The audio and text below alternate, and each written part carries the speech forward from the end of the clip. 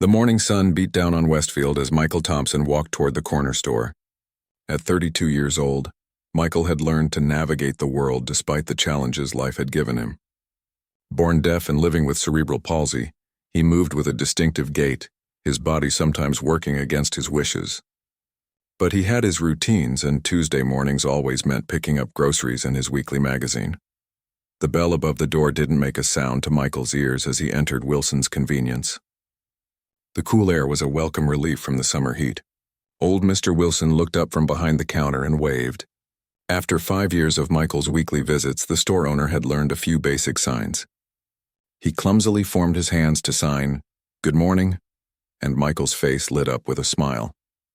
Michael headed to the refrigerated section, his movements deliberate as he focused on maintaining balance.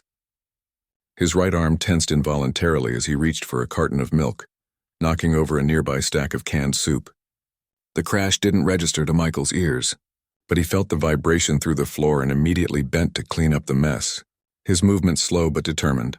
Across the street, Officers Parker and Donovan sat in their patrol car, finishing paperwork from an earlier call.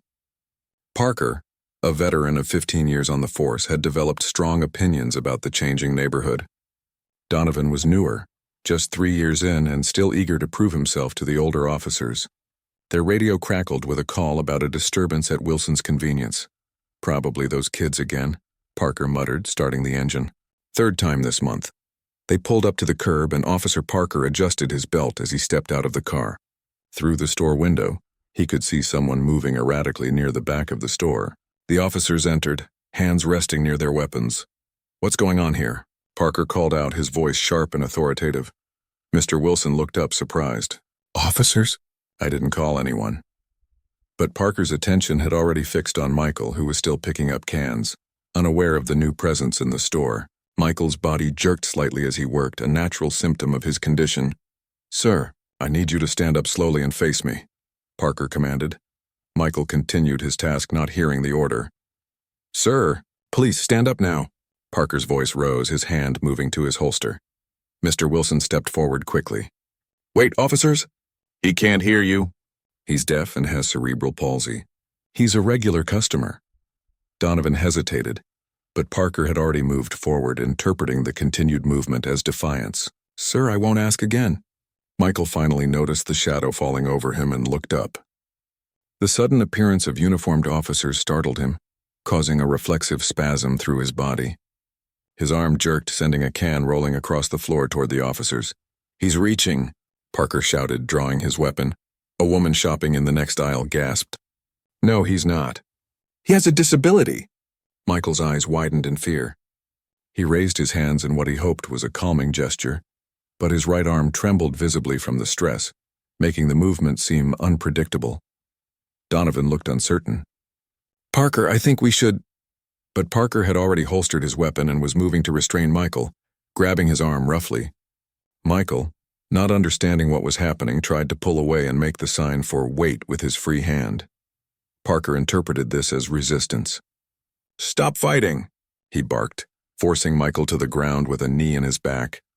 The sudden force caused Michael's body to tense further, his muscles contracting against his will. To Parker, it looked like deliberate resistance. "He's not fighting you," Mr. Wilson shouted, moving toward them. "He physically can't control those movements." Donovan put a hand out to stop the store owner. "Sir, stay back." By now, a small crowd had gathered. A teenager had pulled out his phone and begun recording. 2 elderly shoppers watched in horror. A middle-aged man stepped forward. "Officers, please," he said. "I'm a physical therapist. What you're seeing is involuntary muscle movement from cerebral palsy. He's not resisting you." Parker glared at the man. "Stay out of police business." Michael tried desperately to communicate, his hands forming signs that none of the officers understood. His breathing became labored, panic making his condition worse as his body betrayed him with more spasms. "Look in his wallet," called Mr. Wilson. "He has a medical ID card, front pocket." Donovan hesitated, then reached into Michael's pocket and pulled out the wallet. Inside was a clearly marked medical identification card stating Michael's name, condition, and that he was nonverbal and deaf. Donovan's face changed. "Parker, hold up. He's got medical ID here." But Parker was already cuffing Michael. whose fear and confusion were evident in his eyes as he looked up at the crowd, silently pleading for help. A woman in nurse's scrubs pushed her way forward. "You're hurting him. Those restraints will cause him pain because of his condition. His muscles will contract against them." Michael's face contorted as the handcuffs dug into his wrists, his body's natural movements fighting against the metal. "This is wrong," someone in the crowd murmured, and others nodded in agreement. The teenager with the phone moved closer. "I'm recording everything," he announced loudly. "His name is Michael Thompson. He comes here all the time. Everyone knows him." Donovan looked increasingly uncomfortable. "Parker, I think we made a mistake here." Parker's jaw tightened. He was non-compliant with police orders. Because he couldn't hear them. Mr. Wilson said, his voice rising in frustration.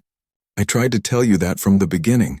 Michael's eyes darted around the store, tears forming as he tried to understand what was happening. He caught the eye of Mr. Wilson and managed to form a shaky sign with his cuffed hands. Mr. Wilson turned to the officers. "He's asking why. He wants to know what he did wrong." The atmosphere in the store had shifted.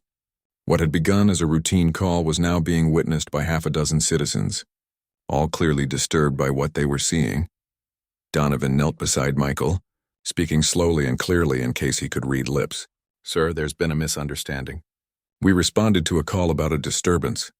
Michael couldn't understand him, but the change in body language was clear.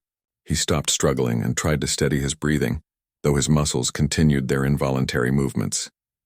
Parker stood firm. "We need to take him in for questioning." "Questioning?" The physical therapist looked incredulous. "How exactly do you plan to question someone who can't hear you and communicates through sign language?" "Do you have an interpreter at the station?" The question hung in the air. Parker didn't respond.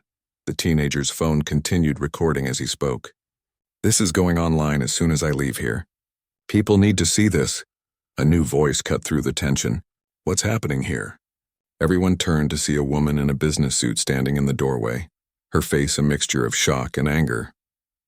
Lisa Thompson, Michael's sister and legal advocate, had stopped by the store on her way to work, something she rarely did. Today that chance decision would change everything. "That's my brother," she said, moving quickly to Michael's side. "He's deaf and has cerebral palsy. What are you doing to him?" The dynamic shifted immediately. Lisa knelt beside Michael, signing rapidly to him. His body relaxed slightly at the familiar presence, though his muscles still trembled from stress. "Ma'am, we responded to a call about a disturbance," Donovan explained, his tone more measured now. "A disturbance?" Mr. Wilson scoffed. He knocked over some soup cans and was picking them up. "That's your disturbance." Lisa looked up at the officers, her eyes blazing. "Remove those handcuffs now. They're causing him pain." Parker hesitated, but Donovan had already moved to comply, carefully unlocking the restraints. Michael's wrists were red and marked where the cuffs had dug in against his involuntary movements. As Michael slowly sat up, Lisa continued signing to him, explaining what little she understood of the situation. The crowd watched in silent witness, the only sounds coming from the store's refrigeration units and the occasional click of the teenager's phone as he adjusted his recording angle. The tension in the air was thick enough to cut with a knife. What had started as a typical Tuesday morning had become something much darker, a moment that would soon extend far beyond the walls of Wilson's convenience and into the consciousness of an entire community. Lisa Thompson stood protectively beside her brother Michael, her hand resting gently on his shoulder. The tension in Wilson's convenience store hadn't diminished. If anything, it had grown thicker as more customers stopped to witness the scene. The teenage boy's phone camera continued to record, its small red light a reminder that everything happening now would soon be viewed by countless others. "My brother has done nothing wrong," Lisa said firmly, her eyes locked with Officer Parker's. "He was simply shopping and had an accident with some cans." Parker's face remained impassive, but a muscle twitched in his jaw. "Ma'am, when someone fails to comply with police orders, he's deaf," Lisa cut in, her voice rising slightly.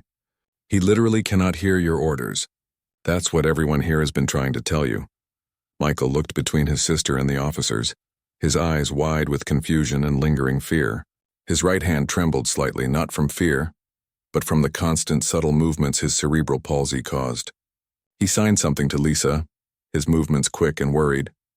"He wants to know if he's in trouble," Lisa translated, her voice softening as she turned back to the officers. He's asking what he did wrong. Officer Donovan stepped forward, positioning himself slightly between Parker and the Thompsons. There appears to have been a misunderstanding, he said, glancing at his partner. We received a call about a disturbance, which I didn't make, Mr. Wilson interjected from behind the counter. Michael's been coming here every Tuesday for years. He's never caused any problems. The physical therapist who had spoken up earlier moved closer. Officers, I work with patients who have cerebral palsy. What you interpreted as resistance was involuntary muscle movement. It's physically impossible for him to remain completely still, especially when stressed. Parker's radio crackled and he stepped away to respond. The other customers in the store had formed a loose semicircle, their grocery baskets temporarily forgotten. An older woman with silver hair shook her head sadly. I've seen that young man around the neighborhood for years. She said to no one in particular, always polite, always minding his own business. Michael tapped Lisa's arm and signed again, more urgently this time. He's asking if we can leave, Lisa translated, looking at Donovan. Are you detaining him, officer? Because if not, I'd like to take my brother home. This has been traumatic enough. Donovan hesitated, glancing toward Parker, who was still speaking into his radio with his back turned. Let them go, said the teenager with the phone. He couldn't have been more than 16, but there was an edge to his voice that belied his age. You guys messed up. Just admit it and let them go. Several onlookers murmured in agreement. The atmosphere was shifting from tense observation to active disapproval. Parker turned back from his radio call. His expression hardened. We still need to file a report about the incident. What incident? Lisa demanded.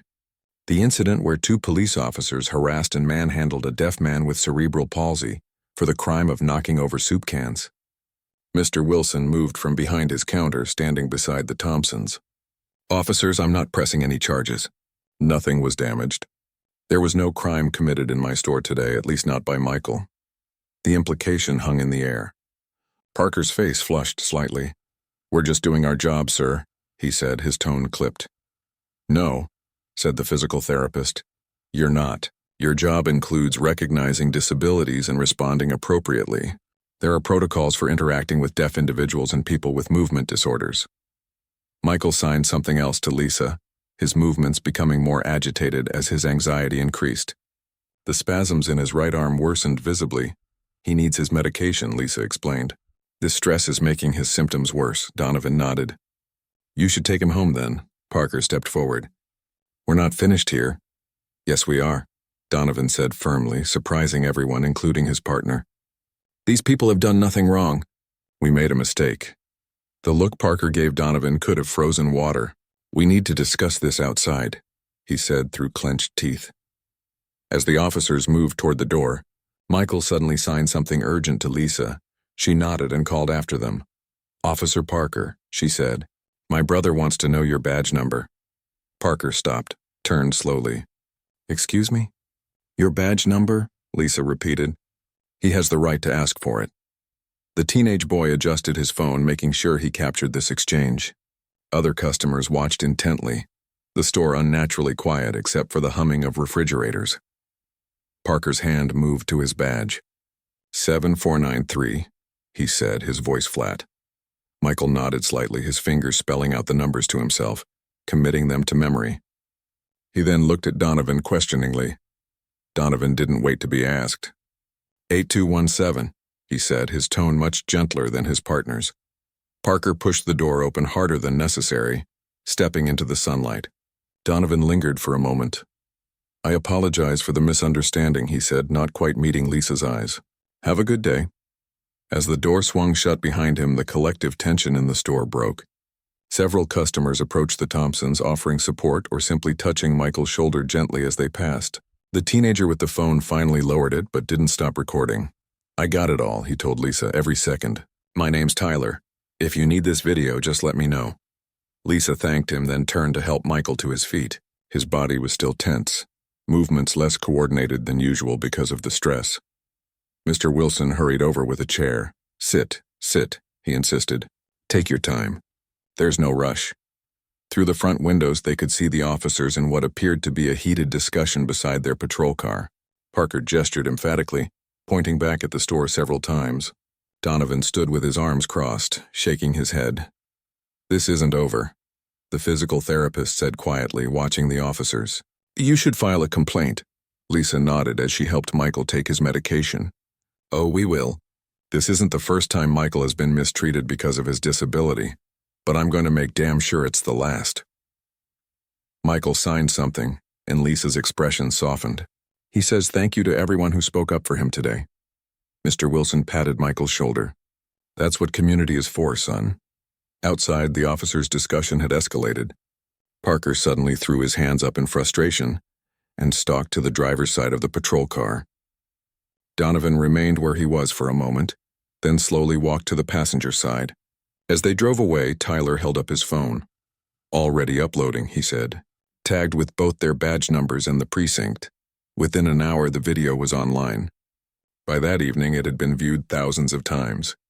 Local news stations picked it up for their evening broadcasts, the anchors using careful language about alleged misconduct, while the footage played silently beside them. In the Thompson household, Michael sat in his favorite chair, still shaken by the morning's events. Lisa was on the phone in the kitchen, her voice rising and falling as she spoke with a lawyer friend. Their parents had arrived as soon as they heard, their father's face tight with anger, their mother fussing over Michael, checking his wrists where the handcuffs had left faint marks. Michael's phone lit up with text messages from friends who had seen the video. He read each one, responding slowly, his fingers still slightly unsteady. One message caught his attention, from his deaf studies professor at the community college where Michael took classes twice a week. "This is wrong," the message read. "But you have power here. Your story matters. How can I help?" Michael stared at those words for a long time. Your story matters. For years he had navigated a world that often overlooked people like him, that misinterpreted his movements, that grew impatient with his method of communication. He had learned to make himself smaller, less noticeable, to avoid exactly the kind of confrontation that had happened today. But now thousands of people had seen what happened to him. They had witnessed the misunderstanding, the escalation, the fear. Maybe this was a chance to make a difference, not just for himself but for others with disabilities who encountered law enforcement. He typed a reply to his professor. "I want to speak up. I want to tell my story." As he pressed send, he could hear Lisa's voice from the kitchen, still on the phone. "No, we're not letting this go," she was saying. Two officers with 15 years of training between them couldn't recognize a deaf man with cerebral palsy? Couldn't take 10 seconds to listen to the people trying to explain his condition? No. This ends here. Michael leaned back in his chair, feeling strangely calm despite the day's events. Something had shifted inside him. Where there had been fear, there was now resolve. Where there had been shame, there was now clarity. This wasn't just about one bad morning or two misguided officers. This was about being seen, really seen, and for perhaps the first time in his life, Michael Thompson felt truly visible. 3 days had passed since the incident at Wilson's convenience store. 3 days that felt like 3 years to Michael Thompson and his family. The video that Tyler had uploaded had not just gone viral, it had exploded. What began as a local story quickly spread across social media platforms, news outlets, and dinner table conversations throughout the city and beyond. On this particular evening, the community center on Maple Street was filled beyond capacity. People stood along the walls, sat cross-legged on the floor, and crowded the doorways. The room hummed with conversation, with anger, with purpose. At the front, a small stage had been set up with a table, microphones, and notably an ASL interpreter. Lisa Thompson checked her watch for the 3rd time in as many minutes. Her brother Michael sat beside her in a small room off the main hall, his hands moving in quick, nervous signs. "Yes, there are a lot of people," Lisa signed back. "They're here for you, for us." Michael's expression remained uncertain. He hadn't expected this kind of turnout. When his deaf studies professor had suggested organizing a community meeting, he had imagined maybe 20 or 30 people. Not hundreds. A knock on the door made them both look up. Tyler, the teenager who had recorded the video, poked his head in. "They're ready whenever you are," he said. "And there are some news vans outside now." Lisa nodded, turning to her brother. "Ready?" She signed. Michael took a deep breath, steadying the natural tremor in his hands as much as he could. He nodded once firmly. Walking onto the stage felt like stepping into a spotlight that was both too bright and too hot. Michael could feel eyes on him, hundreds of them, as he made his way to the table. The interpreter, a woman named Grace who had worked with Michael before, gave him an encouraging smile. Lisa took the microphone first, her voice steady despite her nerves. "Thank you all for coming tonight," she began. 3 days ago, my brother Michael went to buy groceries, something he's done every Tuesday for years. What should have been a routine errand turned into a nightmare when 2 police officers mistook his disability for noncompliance. As Lisa spoke, Grace interpreted for Michael and other deaf attendees. Michael watched the crowd, taking in their expressions: anger, sympathy, determination. "The video you've all seen shows only part of what happened," Lisa continued. "What it doesn't show is the years of similar incidents that people with disabilities face. The constant misunderstandings, the fear, the knowledge that at any moment, someone might misinterpret your movements or your silence and escalate a situation unnecessarily." In the front row, Mr. Wilson from the convenience store nodded gravely. Beside him sat the physical therapist who had intervened, along with several of Michael's classmates from the community college. "Tonight isn't just about what happened to Michael," Lisa said. "It's about making sure it doesn't happen to anyone else." When she finished her introduction, Michael tapped the table twice, their prearranged signal. It was his turn. Lisa stepped back and Grace moved closer, ready to voice Michael's signs for the audience. His hands began to move hesitantly at first, then with growing confidence. Grace's voice filled the room. "All my life I have worked to be independent," she translated as Michael signed. "I have a job. I take classes. I have friends and hobbies. But I also live with the knowledge that many people see my deafness and my cerebral palsy before they see me." The room was utterly silent now, save for Grace's voice and the occasional click of a camera. What happened on Tuesday wasn't new. It wasn't surprising. It was just the first time someone was recording. Michael's hands moved expressively as Grace continued to translate. "I've been ignored by doctors who speak to my sister instead of looking at me. I've been followed in stores by security guards who think my movements are suspicious. I've had people speak loudly and slowly to me, as if volume could cure deafness." A soft ripple of knowing laughter moved through the crowd at this last part. Michael's lips curved in a slight smile before he continued. "But Tuesday was different.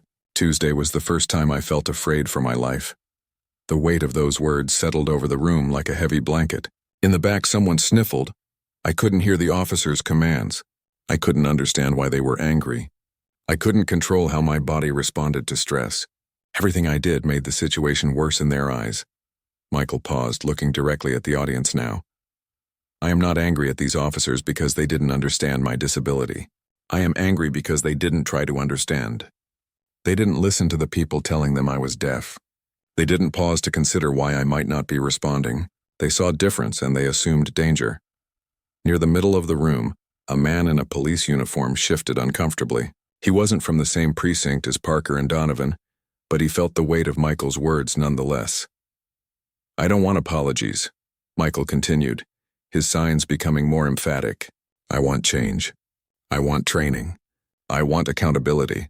The crowd erupted in applause, many people raising their hands and shaking them silently, the deaf applause that Michael was used to from his classes. The sight brought unexpected tears to his eyes. After Michael finished, others came forward to share their stories. A mother spoke about her autistic son's terrifying encounter with police who misinterpreted his stimming as aggression. A man in a wheelchair described being unable to comply with an officer's command to get out of his car during a traffic stop. A deaf woman recounted calling 911 via video relay during an emergency, only to have officers arrive with guns drawn because they thought the interpreter was a third party reporting a crime. As each person spoke, the pattern became clearer. This wasn't about isolated incidents. This was systemic. Toward the end of the meeting, a woman made her way to the front. She introduced herself as Councilwoman Rivera from the city's 6th District. "I've heard enough tonight to know that we have a serious problem," she said, her voice firm. "Next week I'll be introducing a proposal to the City Council for mandatory disability awareness training for all police officers. And I want Mr. Thompson and others affected to be part of developing that training." The announcement was met with cautious optimism. It was a start, at least. As the meeting wound down, people formed a line to speak with Michael. Grace stayed by his side, interpreting each conversation. Some simply wanted to express support. Others shared their own stories. A few asked how they could help. One young police cadet approached hesitantly. "I'm in the academy now," he told Michael through Grace. "What would you want someone like me to know?" To do differently? Michael considered the question carefully before signing his response. "See the person first," Grace voiced for him. "Take an extra 30 seconds to assess a situation before acting. Listen to bystanders, and remember that compliance might look different for different bodies." The cadet nodded thoughtfully, thanking Michael before moving on. By the time the community center began emptying out, it was past 10 o'clock. Michael's hands were tired from all the signing, and his muscles ached from sitting tensely for hours. But despite the physical discomfort, he felt a strange sense of peace. Lisa helped gather their things as the last few people filtered out. "You did good," she told him, her signs simple but proud. Outside, the night air was cool and refreshing after the stuffiness of the packed room. As they walked to the car, Michael noticed a figure leaning against a lamppost nearby. It took him a moment to recognize Officer Donovan out of uniform. Lisa noticed him too and stiffened slightly. "What do you want?" she asked aloud, her hand finding Michael's arm protectively. Donovan straightened up, hands open at his sides in a non-threatening gesture. "I saw the news vans," he said. "I wasn't inside, but I wanted to say something to your brother, if that's okay." Lisa looked at Michael, who nodded cautiously. "I can sign a little," Donovan said, surprising them both. He formed clumsy but recognizable signs as he spoke. "I'm sorry. I should have done better." The admission was simple, but the effort to communicate directly with Michael rather than through Lisa spoke volumes. Michael studied the officer for a long moment before raising his own hands to respond. Lisa translated for Donovan where his basic sign knowledge fell short. "Thank you for that," Michael signed. "But this isn't about one good officer or one bad one. It's about a system that needs to change." Donovan nodded soberly. "I know, and for what it's worth, there's a lot of talk at the station right now. People saw the video. Some officers are defensive, but others, they're asking questions. They're uncomfortable. And maybe that discomfort is where change begins."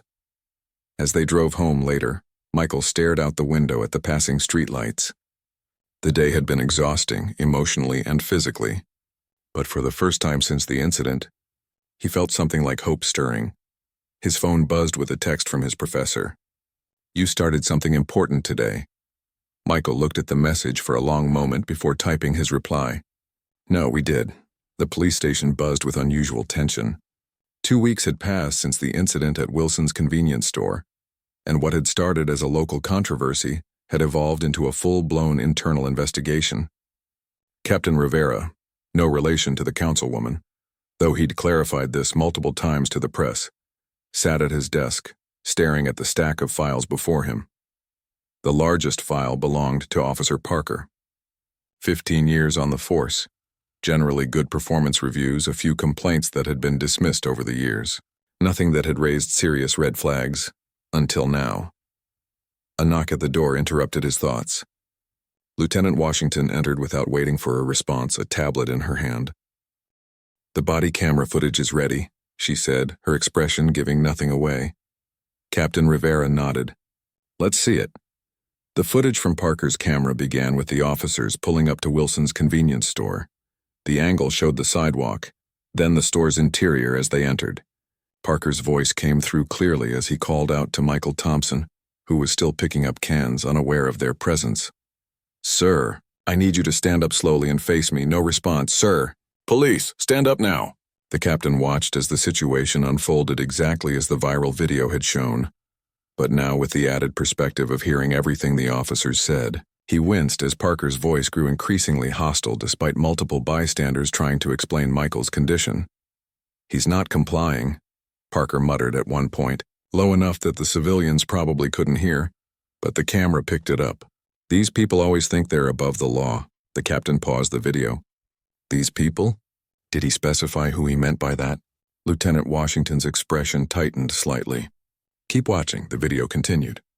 Parker's commentary became more problematic as the situation escalated. Comments about troublemakers in this neighborhood and people who think they're special peppered his muttering. When they reached the part where Lisa Thompson arrived and confronted the officers, the captain paused again. "Show me Donovan's footage from this point," he said. The lieutenant switched to the other body camera, showing a different angle of the same scene. The difference was striking. Where Parker's camera showed mostly the floor and occasionally Lisa's face when he looked up, Donovan's camera captured the full scene. Michael's obvious distress, the concerned crowd, the way Lisa positioned herself protectively beside her brother. More importantly, it captured the conversation between the two officers when they stepped outside.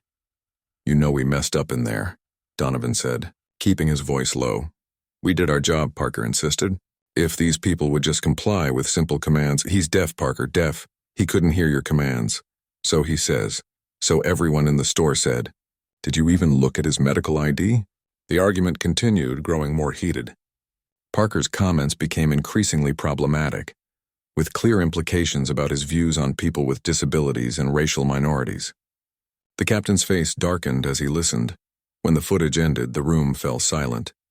"There's more," Lieutenant Washington said after a moment. "We pulled their text messages from their department phones." She handed over a printed report. The captain skimmed it, his frown deepening.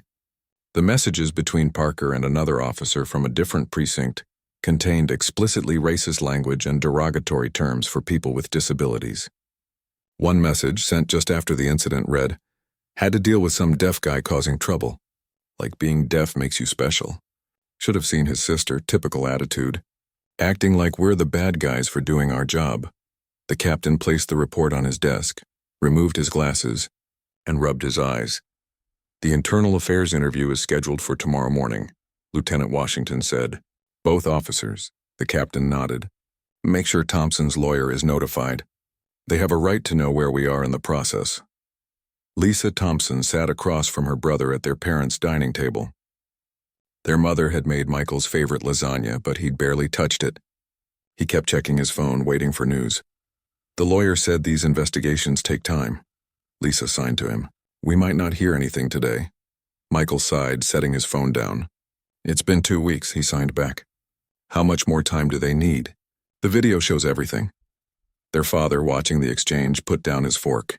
"The system protects its own," he signed, his movements sharp with anger. "Always has." Their mother shot him a warning look. "Let's not assume the worst," she signed. "Things are different now. The video has over 1 million views. The whole city is watching how the department handles this." Michael's phone buzzed, and he grabbed it quickly. His expression changed as he read the message. "It's from Grace," he signed, referring to the interpreter who had helped at the community meeting. "She says a reporter wants to interview me for the evening news. They're doing a special report on police interactions with the disabled community." Lisa looked thoughtful. "That could be good. More visibility means more pressure on the department." Michael nodded slowly. "I'll do it," he signed. "But I want to tell the whole story, not just what happened at the store. I want to talk about what it's like living in this city, being both black and disabled, how I'm always having to prove myself worthy of basic respect." His mother reached across the table, squeezing his hand. "I'm proud of you," she signed with her free hand. Just then, Lisa's phone rang. She checked the caller ID and quickly answered. "Yes, this is Lisa Thompson," she said, automatically signing her words so Michael could follow. "Yes, he's right here with me." She listened for a moment, her expression giving nothing away. "I understand. Yes, we'll be there. Thank you for calling." When she hung up, 3 pairs of eyes stared at her expectantly. "That was the police department," she signed and spoke simultaneously. "Internal Affairs wants us to come in tomorrow at 9 a.m. They've finished their preliminary investigation." Across town, Officer Donovan sat on a park bench watching his 6-year-old daughter play on the swings. His wife Karen sat beside him, her hand resting on his knee. "What did Internal Affairs say exactly?" she asked. Donovan kept his eyes on their daughter. "They want me back tomorrow morning. They've reviewed all the footage. They asked about my history with Parker, if I'd ever witnessed similar behavior before." "And had you?" He hesitated. "Nothing this bad. Comments here and there. The kind of stuff most officers would just ignore or laugh off." Karen's hand tightened on his knee. "But you didn't report it?" "No." The single word hung between them, heavy with implication. "What happens tomorrow?" she asked after a moment. I don't know for sure, but I think they're going to fire Parker, and I think they're deciding what to do with me. Karen looked alarmed. They can't fire you too. You tried to de-escalate the situation? After it had already gone too far, Donovan said quietly. I knew Parker had issues. I'd heard him make comments before. I requested a different partner twice, but I never filed a formal complaint. I never officially reported anything. He ran a hand through his hair. In their eyes, that makes me complicit. Their daughter called from the swings, wanting her father to push her higher. Donovan managed a smile and a wave. 1 minute, sweetie. Karen watched him, worry etching lines around her eyes. Are you going to be okay? If they do fire you? The question was layered with meaning. Financial concerns, career implications, emotional impact. I don't know, he admitted. But I keep thinking about that man, Michael Thompson. How scared he must have been. Not being able to hear what was happening or why. Having someone pin him down when his body can't even stay still naturally. He shook his head. If they fire me, maybe I deserve it. The next morning, the Thompson family arrived at the police station precisely at 9. Michael wore a suit, the one he usually saved for special occasions, and his hair was neatly trimmed. Lisa walked beside him, their parents following closely behind. A small crowd of supporters had gathered outside the station, holding signs with messages like Justice for Michael and Deaf Lives Matter and Police Accountability Now. Inside, they were led to a conference room where 3 people waited: Captain Rivera, Lieutenant Washington, and a woman who introduced herself as the department's legal counsel. Grace, Michael's interpreter, had been arranged for by the police department and arrived moments after they did. After everyone was seated, Captain Rivera cleared his throat. Thank you for coming in today, he began, looking directly at Michael as he spoke, allowing Grace time to interpret. We've completed our internal investigation into the incident at Wilson's convenience store on August 3rd. Michael sat very still, his natural tremor the only movement in his body. Lisa reached over and squeezed his hand. Based on body camera footage, witness statements, the viral video, and other evidence, we have determined that Officers Parker and Donovan violated multiple departmental policies during their interaction with you. Mr. Thompson, the captain slid a folder across the table. This contains a full copy of our findings, which your lawyer is welcome to review. In summary, Officer Parker has been terminated effective immediately. His conduct violated our use of force policies, escalation protocols, and our standards for interacting with disabled individuals. Additionally, subsequent investigation revealed a pattern of concerning behavior and communications that are incompatible with our department's values. Michael and Lisa exchanged a glance. Their father leaned forward slightly. And Officer Donovan? Lisa asked.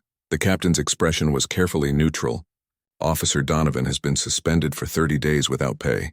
While he attempted to de-escalate the situation, he failed in his duty to intervene earlier and to report previous concerning behavior from his partner. Upon his return, he will be reassigned and required to complete additional training.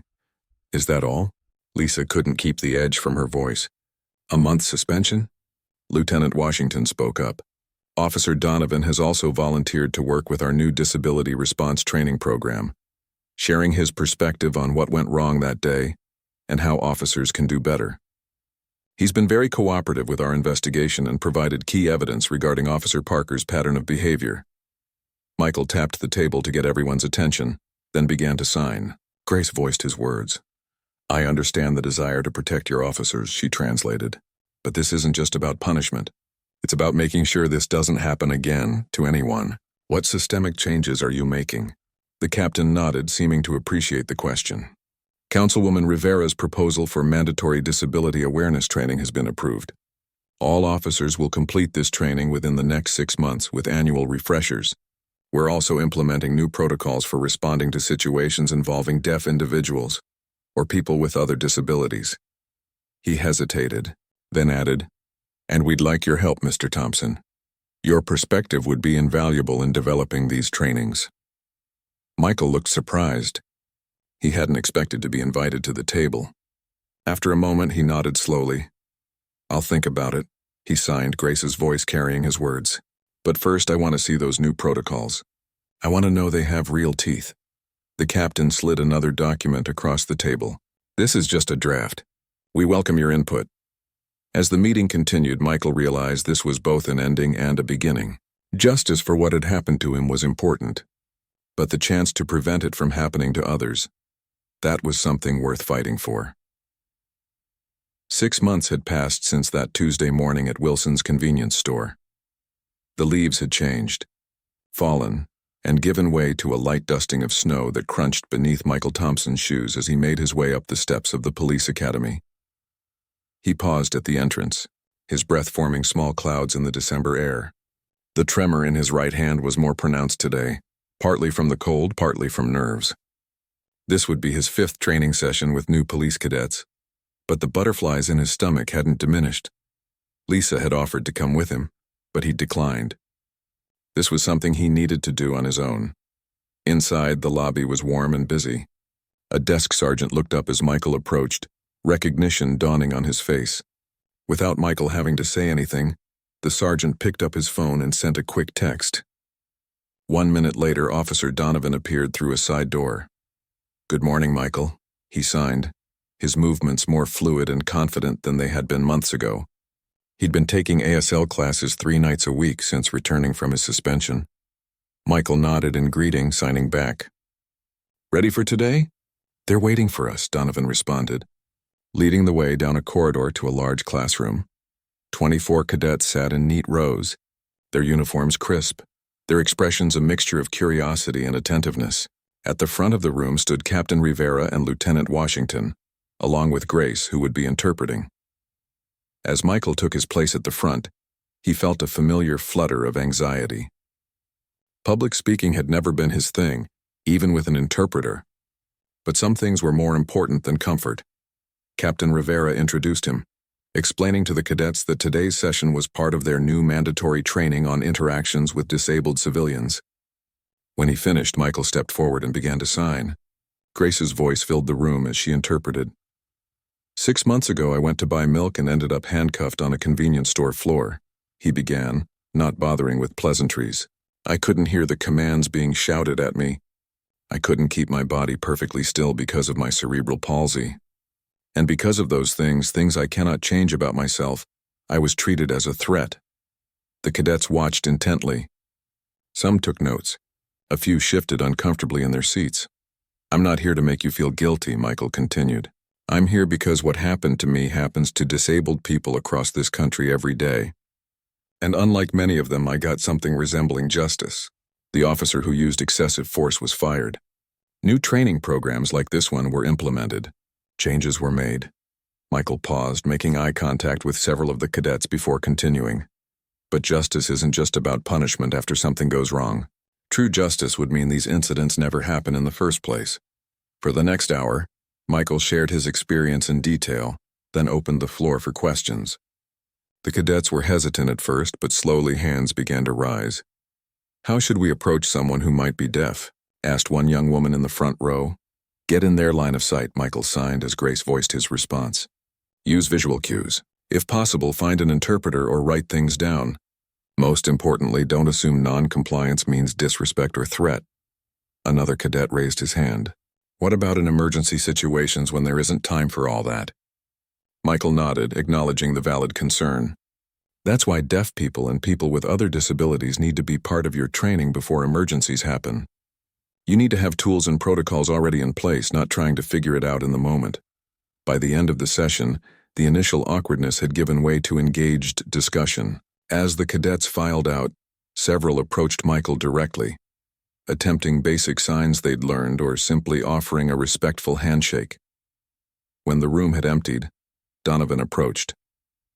"That went well," he signed. Michael nodded, but his expression remained serious. "It's a start. But we're not just trying to change a few officers' minds. We're trying to change a system." Across town, in a small office filled with potted plants and motivational posters, former Officer Parker sat across from his therapist. It was their 12th session. "How was your week?" Dr. Chen asked, his voice neutral. Parker stared at his hands.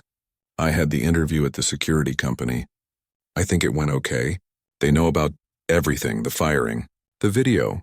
And how did that feel, discussing it with them?" "Humiliating," Parker admitted.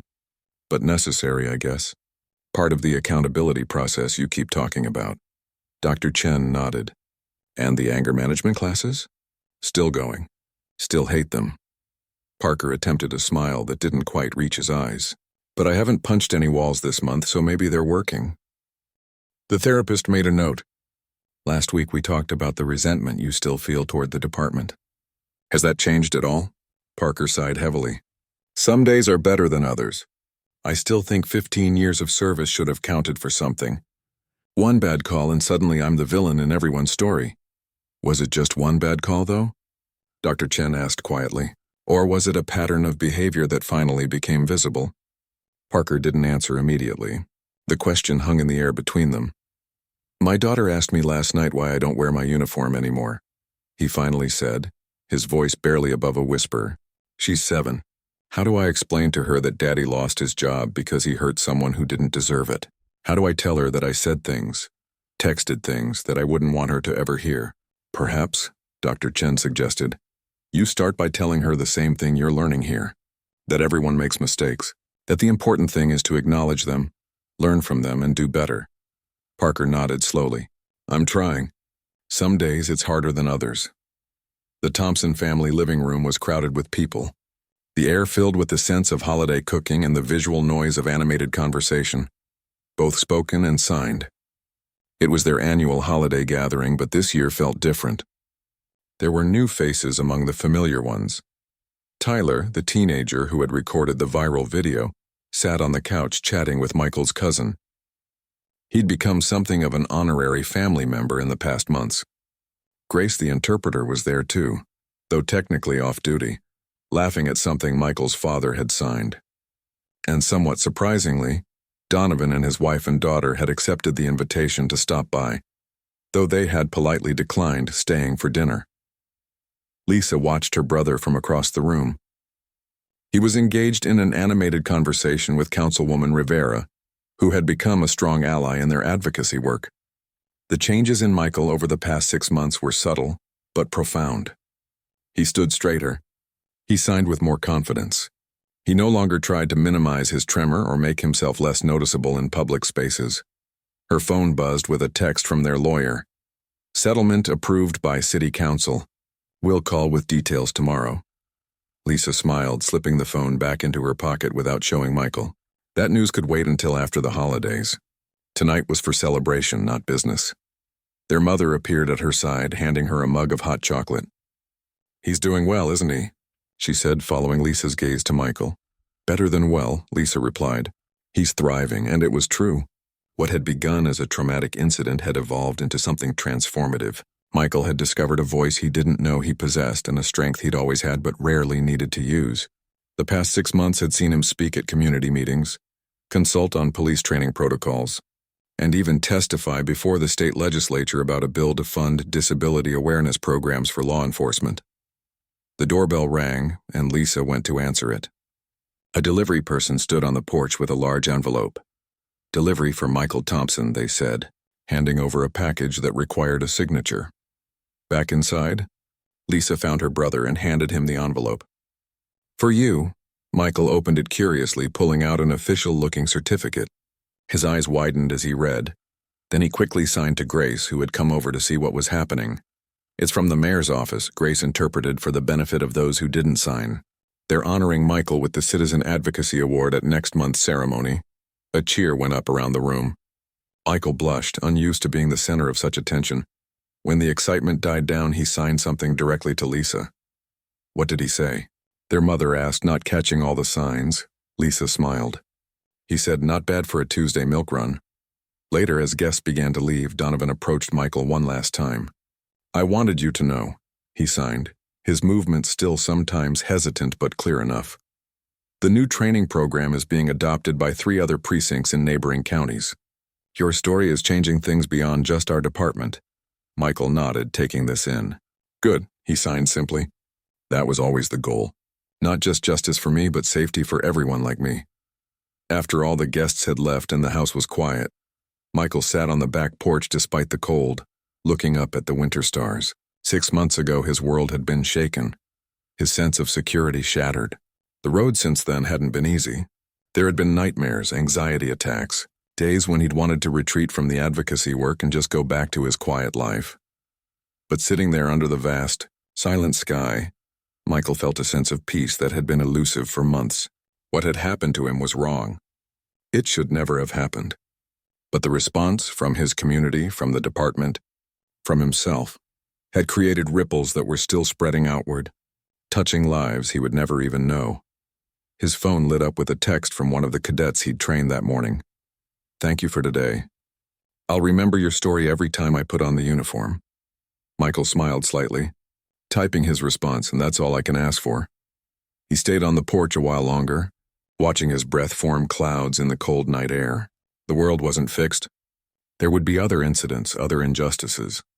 The system wouldn't change overnight, but it was changing. Bit by bit, story by story, person by person, and sometimes that was enough.